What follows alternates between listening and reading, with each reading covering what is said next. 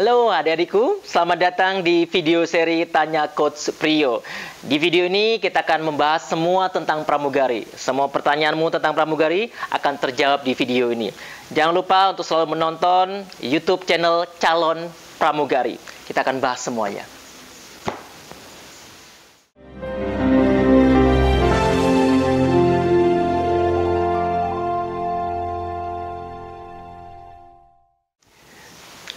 Coach, saya itu ingin jadi pramugari dan itu cita-cita saya sedari kecil. Tapi gimana ya Coach kalau nanti gagal? Gimana kalau nanti saya tidak bisa mengikuti tes-tesnya dengan baik? Saya takut Coach. Baik, sebelum kita bahas detail, ada sebuah cerita seperti ini adik-adikku. Bu Joko punya rencana ingin buka usaha jualan bakso. Bu Joko sibuk memikirkan tentang nama baksonya. Apakah bakso cinta, bakso geledek, bakso mercon, bakso beranak, dan lain-lain. Bu Joko juga sibuk memikirkan tentang gerobaknya nanti desainnya seperti apa ya. Warna coklat, warna biru, warna pink, interior ruangannya seperti apa ya. Rasanya supaya enak nanti bumbunya bagaimana. Harga jualnya berapa ya. Sibuk terus memikirkan. Tapi terakhir ada satu pertanyaan. Nanti kalau setelah sudah buka usahanya dan tiba-tiba nggak laku, dan akhirnya harus bangkrut, merugi, terus piye? Bagaimana dengan nasib kita? Pertanyaan dari Bu Joko. Kira-kira nih, setelah semua sudah direncanakan dan terakhir ada pertanyaan tentang gagal, tentang takut, tentang bangkrut, kira-kira Bu Joko jadi nggak jualan bakso? Ya, adik-adikku, ada quote seperti ini. Every action has a purpose. When every action has purpose, every action has a result. Segala tindakan itu harus punya tujuan. Ketika tindakan itu punya tujuan, maka akan mendapatkan yang namanya hasil. Terkait hasil apakah nanti berhasil atau tidak, itu urusan masa depan. Yang harus kita lakukan sekarang adalah action.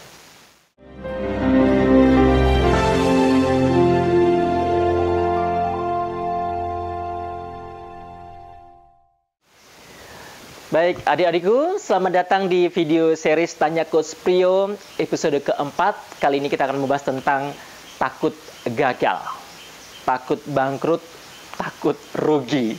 Yuk kita bahas ya.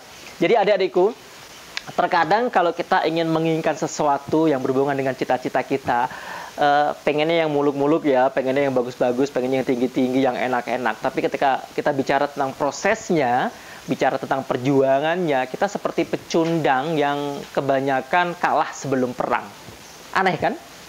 Yang dipikirkannya enak-enak, tapi ketika mau berjuang, sudah merasa kalah duluan. Ya, inilah hal yang sering kita alami ya.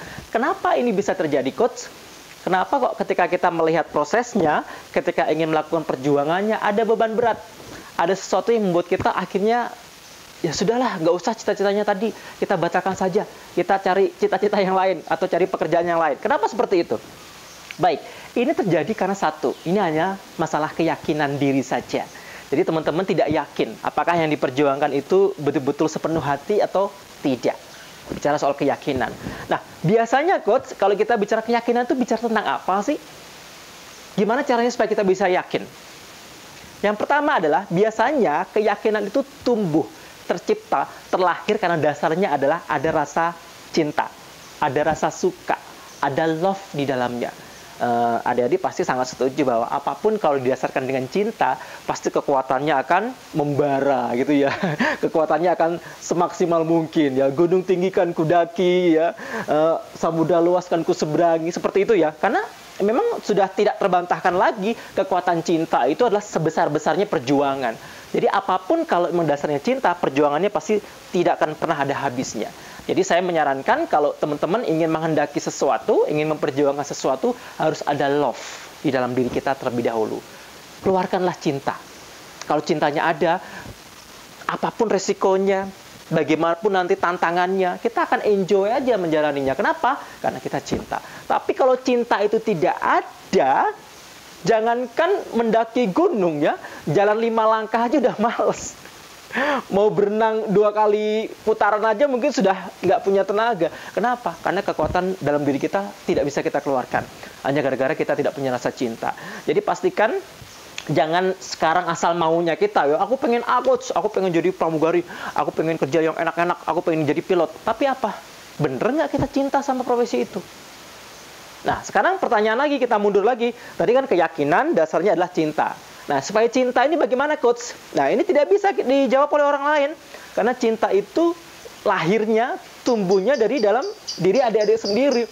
Nggak bisa saya harus memaksakan, hei dek, lu harus cinta sama profesi ini. Lu harus senang sama pekerjaan ini, nggak bisa. Dan itu semua adalah teman-teman sendiri yang tahu. Apakah saya mencintai atau tidak, tergantung penafsiran, pemandangan, ilmu pengetahuan, pengalaman yang adik-adik miliki sendiri. Karena dari kehidupan adik-adik sendirilah cinta itu akan keluar. Jadi pertanyaannya apa? Yang harus diyakinkan itu dulu ya, cinta atau tidak. Nah sekarang kalau sudah cinta, akan timbul keyakinan. Nah ketika keyakinan itu sudah ada, apa yang kita butuhkan, coach? Baru kita butuhkan ilmu dan strateginya bagaimana supaya kita menjalani prosesnya itu, perjuangannya itu betul-betul yang seirama, sinergi, maksimal, sesuai dengan tracknya. Jangan sampai sudah cinta, jangan sampai sudah yakin, tapi kita nggak punya ilmunya, nggak punya pengalamannya, nggak punya strateginya. Akhirnya apa? Ya seperti kayak serampangan. Serampangan itu ibaratnya kalau manah, kamu tuh nggak tahu yang mau dipanah tuh yang mana. Asal mana aja, akhirnya the power of bleber istilahnya ya, kemana-mana perjuangannya. Akhirnya yang harusnya dalam waktu berapa menit, berapa bulan, berapa tahun mungkin kita sudah bisa mencapai goal kita, tapi karena ilmu dan pengalaman strateginya nggak punya, itu bisa bertahun-tahun. Akhirnya kita buang waktu sia-sia.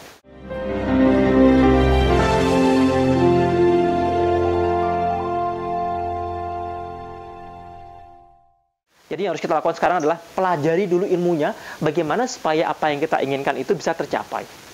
Love, cinta, yakin, baru punya ilmu dan pengalamannya. Baru bisa mendapatkan goalnya. Nah, permasalahan datang lagi nih. Di mana, coach? Permasalahannya adalah ketika kita mencoba untuk mempelajari ilmu dan pengalamannya itu, disitulah ada godaan banyak. Disitulah ada tantangan yang luar biasa. Apa tantangannya, coach? Masalah kecerdasan. Kita mempelajari sesuatu tapi mungkin kecerdasan kita tidak mumpuni.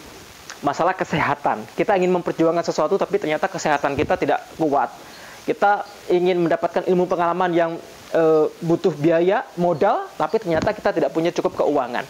Nah, tantangan-tantangan ini yang betul-betul harus kita persiapkan dari sekarang. Karena apapun yang mau kita perjuangkan kan pasti butuh potensi diri kita ya. Potensi secara internal ataupun eksternal. Internal itu adalah kekuatan dalam diri kita sendiri. Kita kuat-kuat, tapi kalau tidak ada dukungan dari yang lain-lain, bisa jadi kita lemah. Nah, ini dulu yang harus kita persiapkan. Makanya segala sesuatu itu memang harus dirundingkan dengan orang-orang yang tercinta kita ya, dengan keluarga kita. Pak, Bu, saya punya cinta nih, ingin jadi pramugari. Dan saya punya keyakinan, saya sungguh-sungguh ingin memperjuangkannya. Tapi ketika ingin memperjuangkannya itu, saya butuh ilmu dan butuh strateginya, Bu. Pak, nah, ilmu dan strategi ini harus saya pelajari terlebih dahulu. Dan ketika saya mempelajarinya itu, saya butuh dukungan finansial, Bu. Saya butuh uang. Uangnya adalah sekian. Biaya hidup sekian, saya harus belajar sekian, saya harus kursus sekian. Nah, kalau ini semua sudah saya pelajari, insya Allah saya punya kekuatan, punya ilmunya, punya kemampuannya untuk lanjut ke tahap berikutnya, yaitu betul-betul mengikuti tes dan seleksinya sesuai dengan kemampuan yang sudah saya miliki. Nah, prosesnya seperti itu. Nah, tapi kebanyakan kenapa sih kok nggak yakin? Kenapa kok takut di awal? Karena memang pemikirannya sudah didoktrin dengan hal-hal yang salah. Dengan hal-hal yang gagal, padahal belum berjuang loh. Nah, ini yang harus kita sadari, teman-teman adik-adikku.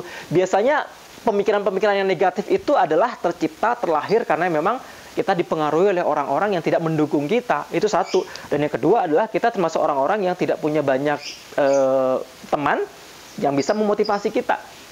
Coba kalau teman-teman bergaul dengan orang-orang yang pejuang, pasti teman-teman akan terbawa menjadi pejuang. Tapi kalau teman-teman saat ini lingkungannya berada di orang-orang yang pengeluh, ya teman-teman akan jadi orang yang mudah selalu untuk mengeluh. Jadi terkadang faktor lingkungan itu mempengaruhi pemikiran kita. Kalau kita bergaul dengan orang-orang yang negatif, ya pikiran kita akan negatif. Tapi kalau sebaliknya, kita berkumpul dengan orang-orang yang positif, pikiran kita akan positif. Kenapa? Karena teman-teman akan terus dimotivasi, terus diberikan jalan, terus diberikan dukungan bahwa, oh caranya begini, kamu harus begitu, kamu harus begini. Sehingga apa? Tidak ada lagi yang namanya ketakutan-ketakutan. Yang ada adalah seperti kayak menggebu-gebu. Aku harus bisa, aku harus ini, aku harus itu. Jadi proses perjuangannya itu terus dilakukan tanpa pernah lelah, tanpa pernah letih. Yang ada adalah semangat membara bahwa apapun yang terjadi, gue harus berhasil gitu loh. Apapun yang terjadi, gue harus jadi pramugari. Jadi mental pejuang yang seperti ini yang sudah harus kita tancapkan dalam diri kita, adik-adik. Jadi bukan hanya sekedar pemikiran-pemikiran yang sifatnya negatif belaka. Jadi kalau teman-teman ingin jadi petarung, jangan lupa hindari hal-hal yang sifatnya negatif. Hindari hal-hal yang sifatnya melemahkan. Yang harus kita doktrin dalam pemikiran kita adalah goalnya.